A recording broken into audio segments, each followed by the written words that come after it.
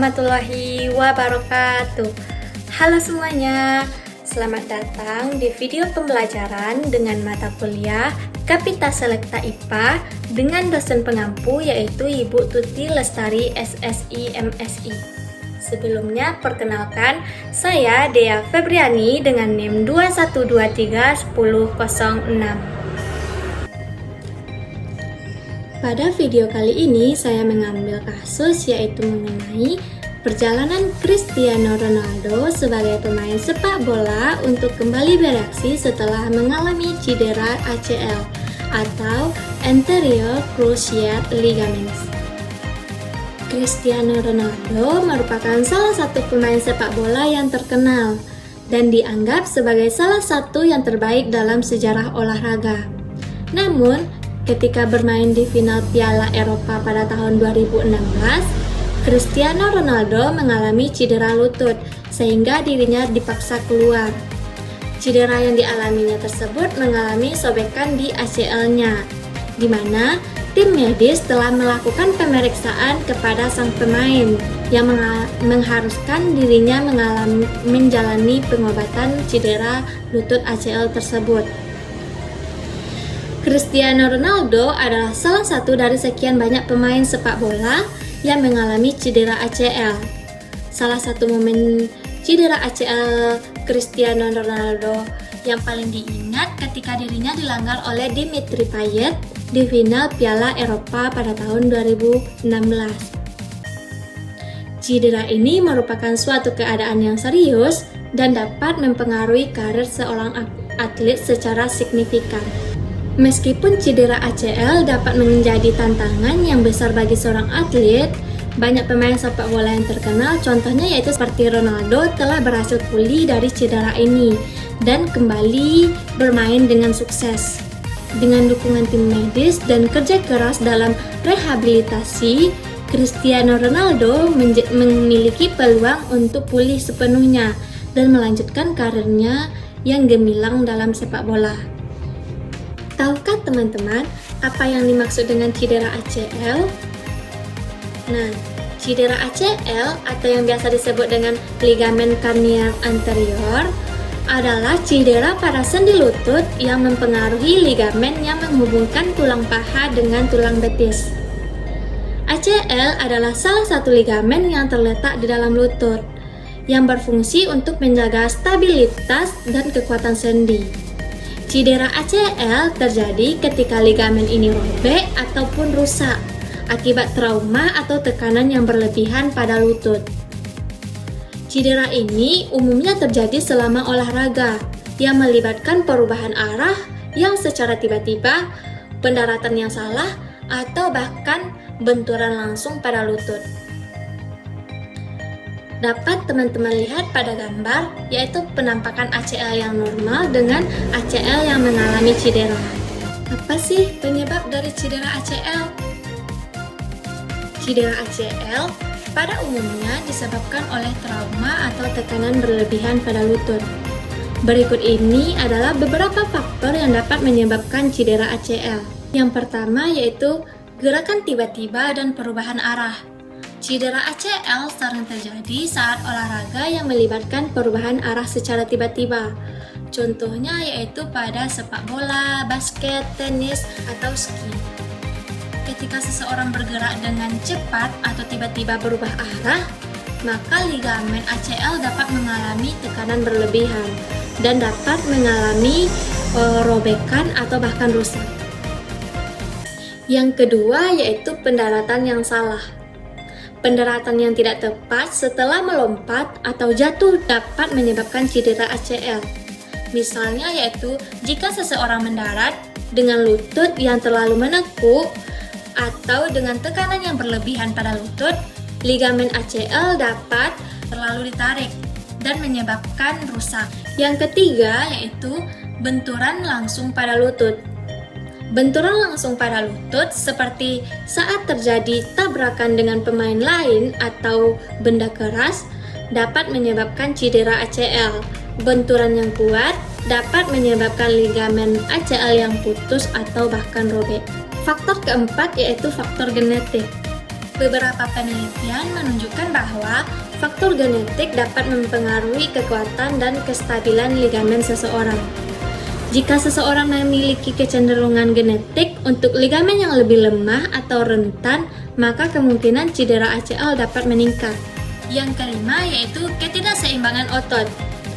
Ketidakseimbangan otot di sekitar lutut, terutama di antara otot paha depan dan otot paha belakang, dapat meningkatkan risiko cedera ACL. Ketika otot-otot ini tidak seimbang, maka tekanan pada ligamen ACL dapat meningkat dan meningkatkan risiko cedera. Sebelum kita membahas hubungan antara cedera ACL dengan sistem gerak pada manusia, alangkah baiknya kita memahami materi mengenai sistem gerak manusia terlebih dahulu. Tahukah teman-teman, apa sih itu sistem gerak? Salah satu ciri dari makhluk hidup adalah bergerak. Kemampuan manusia dalam bergerak dapat terjadi karena kerjasama antara tulang dan otot. Otot memiliki kemampuan mengerut atau berkontraksi yang menimbulkan gerakan. Karena itu, otot disebut sebagai alat gerak aktif, sedangkan tulang disebut sebagai alat gerak pasif. Sistem gerak terdiri dari beberapa organ. Yang pertama yaitu tulang atau rangka sebagai alat gerak pasif, yang kedua yaitu sendi sebagai penghubung antar tulang, dan yang ketiga yaitu otot sebagai alat gerak aktif. Kita akan bahas satu persatu, mulai dari tulang. Nah, kumpulan tulang ini disebut dengan rangka. Rangka ini adalah kumpulan tulang yang tersusun dari 206 tulang yang berbeda sifat, bentuk, serta letaknya. Fungsi dari rangka yaitu yang pertama penegak, memberikan bentuk tubuh, menahan, menegakkan tubuh merupakan fungsi dari rangka. Yang kedua yaitu sebagai pelindung, yaitu melindungi organ-organ tubuh yang penting. Yang ketiga yaitu rangka sebagai alat gerak pasif. Yang keempat sebagai tempat melekatnya otot rangka. Yang kelima yaitu tempat pembentukannya sel-sel darah. Dan yang terakhir yaitu sebagai tempat penyimpanan mineral yaitu berupa kalsium, fosfat, dan magnesium. Nah, selanjutnya yaitu tulang penyusun rangka. Ini dibagi menjadi 3 kelompok besar, yaitu yang pertama tulang tengkorak yang menyusun tengkorak wajah kita, kemudian tulang badan atau tulang anggota badan yaitu ada tulang punggung, tulang belakang, tulang rusuk, kemudian juga tulang panggul. Selanjutnya yaitu tulang alat gerak. Ini menyusun anggota gerak atas dan anggota gerak bawah yang terdiri dari lengan dan kaki kita. Selanjutnya yaitu kita bahas mengenai persendian. Hubungan antara satu tulang dengan tulang lainnya disebut dengan persendian atau biasa juga disebut dengan artikulasi. Terdapat 3 jenis persendian yaitu yang pertama sendi mati atau disebut juga dengan sinartrosis sinfibrosis, yang kedua yaitu sendi kaku atau disebut juga dengan sinartrosis sinkondrosis atau amfiartrosis, dan yang ketiga yaitu sendi gerak atau diartrosis. Kita bahas satu persatu mengenai sendi tersebut. Yang pertama yaitu sendi mati. Sendi mati yaitu sendi yang tidak dapat digerakkan. Misalnya yaitu hubungan antara tulang tengkorak kita. Yang kedua yaitu sendi kaku. Sendi kaku hanya sedikit dapat digerakkan. Misalnya yaitu sendi pada tulang ruas belakang, sendi antar tulang rusuk, dan tulang dada. Sendi yang ketiga yaitu sendi gerak. Sendi gerak inilah yang banyak kita gunakan dalam kehidupan sehari-hari kita. Pada gambar terdapat 3 jenis sendi, yaitu yang pertama sendi putar, sendi peluru, dan sendi engsel. Kita bahas satu persatu mengenai sendi yang terdapat pada gambar tersebut.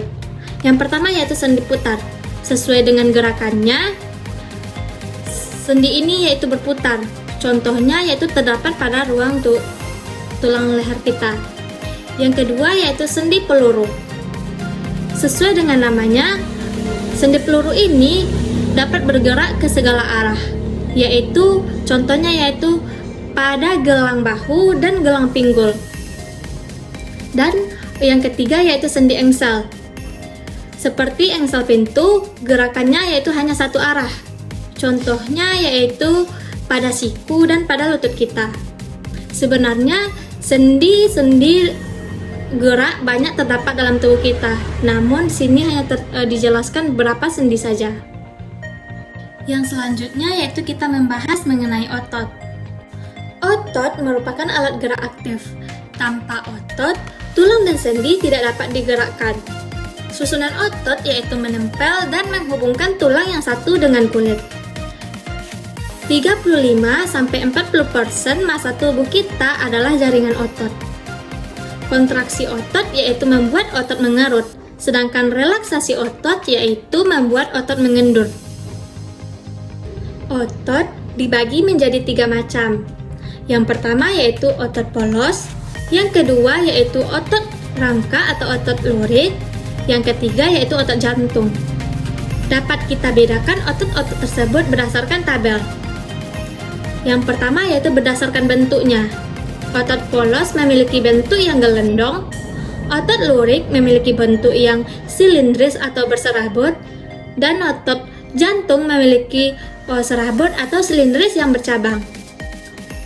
Selanjutnya yaitu kita bedakan dari warnanya. Otot polos warnanya yaitu polos, otot lurik yaitu warnanya berlurik, dan otot jantung yaitu juga memiliki lurik. Selanjutnya dibedakan berdasarkan jumlah inti. Otot polos memiliki 1 inti, otot rangka memiliki banyak inti, sedangkan otot jantung memiliki 1 atau 2 inti. Yang ketiga yaitu kita bedakan berdasar letak intinya. Otot polos, letak intinya yaitu berada di tengah. Otot lurik atau otot rangka, letak intinya yaitu berada di pinggir-pinggir. Sedangkan otot jantung yaitu berada di tengah. Selanjutnya yaitu kita bedakan berdasarkan letaknya. Otot polos terletak di organ dalam, otot rangka terletak di rangka, dan otot jantung terletak pada jantung. Selanjutnya yaitu sifat dari otot-otot tersebut. Otot polos memiliki sifat tidak sadar, otot rangka memiliki sifat sadar, dan otot jantung juga memiliki sifat tak sadar. Selanjutnya yaitu kita bedakan berdasarkan reaksi terhadap rangsangan. Otot polos, reaksi terhadap rangsangannya yaitu lambat. Otot lurik, reaksi terhadap rangsangannya yaitu cepat. Sedangkan otot jantung juga terhadap rangsangan yaitu cepat. Selanjutnya kita bedakan menjadi kelelahan dalam bekerja. Otot polos, kelelahan dalam bekerjanya yaitu tinggi.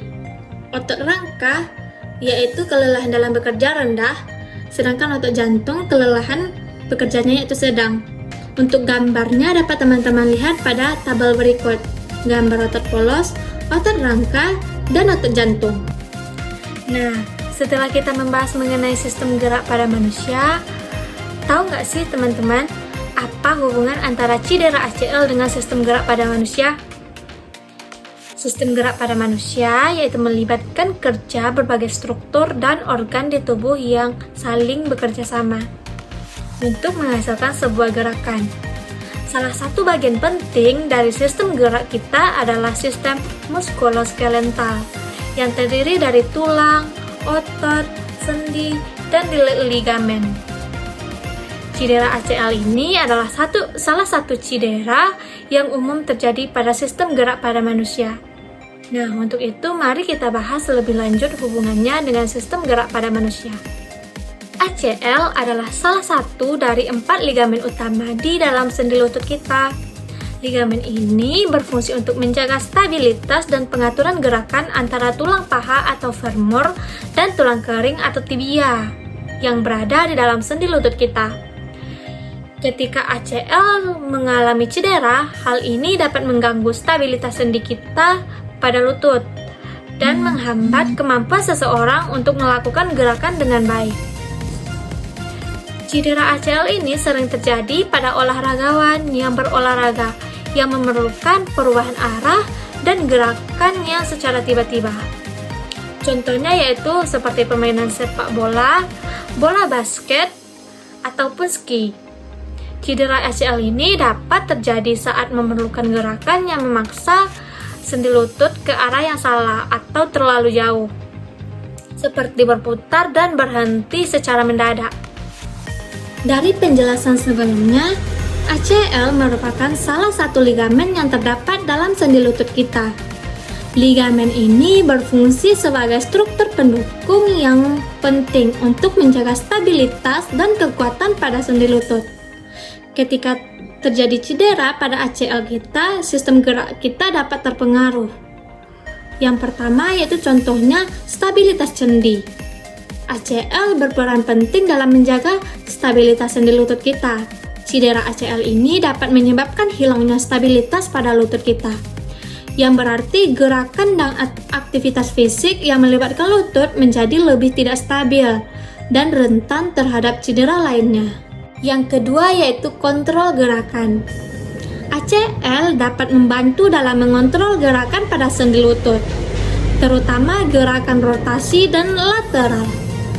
Ketika ACL cedera, maka kontrol gerakan pada sendi lutut dapat terganggu. Ini dapat mengakibatkan ketidakstabilan pada lutut dan ketidaknyamanan atau kelemahan dalam melakukan gerakan yang melibatkan lutut. Yang ketiga yaitu pembatasan gerakan. Apabila terjadi ACL, seringkali mengakibatkan pembatasan pada rentang gerakan, yaitu pada sendi lutut kita.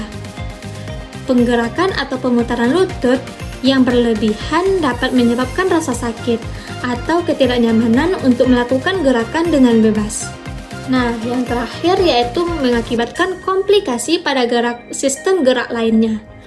Cedera ACL yang tidak dapat diobati atau tidak pulih dengan baik dapat menyebabkan komplikasi pada sistem gerak lainnya.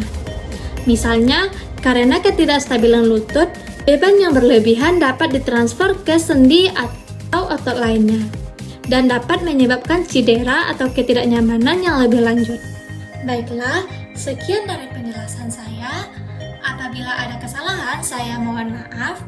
Thank you for watching. Assalamualaikum warahmatullahi wabarakatuh. See you next time.